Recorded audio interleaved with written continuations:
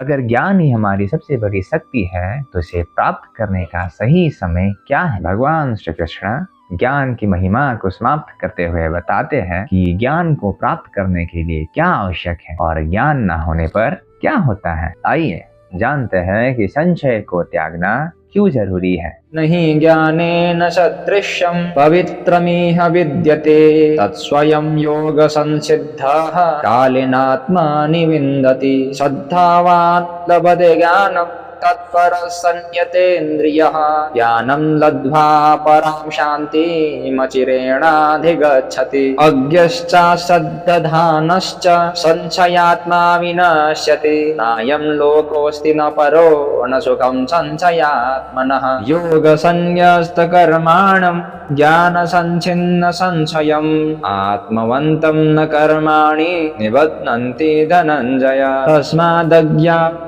सम्भूतं हृत्स्थं ज्ञानसिनात्मनः छिद्भैनं संशयं योगमातिष्ठोत्तिष्ठ भारत।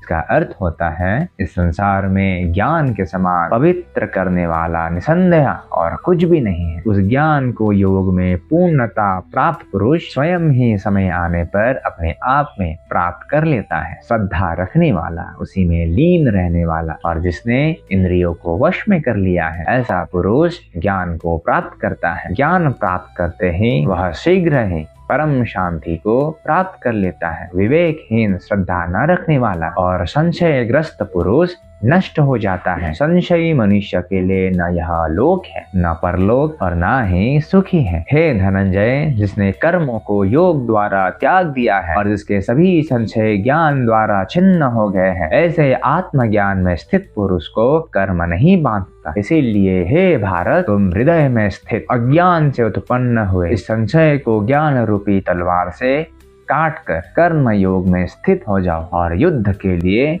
खड़े हो जाओ। इन श्लोकों द्वारा हमें यह सीख मिलता है कि श्रद्धा, इंद्रियों पर नियंत्रण और निरंतर प्रयास से ज्ञान मिलता है। संशय ही हमारा सबसे बड़ा दुश्मन है। यह न हमें यहाँ सुख देता है, न ही परलोक। ज्ञान रूपी तलवार उठाओ, संशय को काट डालो और कर्म योग में स्थित होकर अपने कर्तव्यों के लिए खड़े हो जाओ।